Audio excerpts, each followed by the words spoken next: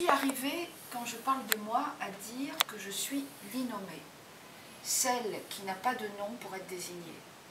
Un mot qui peut à tout moment se métamorphoser par un glissement sémantique que certains, les fondamentalistes, ont fait depuis longtemps. L'innommable, celle qui refuse de porter les signes de la communauté.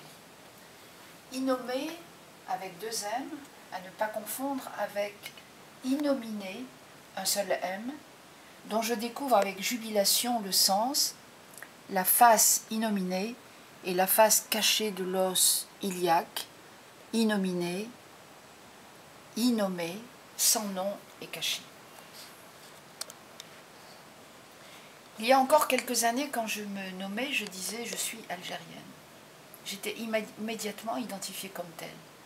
Se mettait en marche un déroulement bouillonnant d'images dans lequel je prenais place avec toutes les femmes algériennes, celles des campagnes, celles des villes. La guerre de libération, les maquisardes, Djamila Boupacha, Simone de Beauvoir, la foule des femmes d'Alger, debout sur des camions, le 5 juillet, cheveux au vent, le visage découvert, éclatante de joie et de fierté, libérée du colonialisme, coude à coude avec les hommes algériens. Le symbole de ce nouveau monde qui se mettait en marche. Ces images nous collaient à la peau, à nous les Algériens plus qu'à tout autre peuple, hommes et femmes.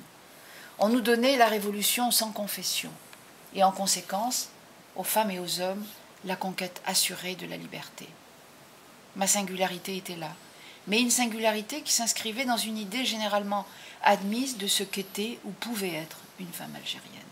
Certes, il y avait quelques questions. Non, je suis algérienne. Non, pas pied noir, arabe, comme vous dites. Non, je ne parle pas l'arabe.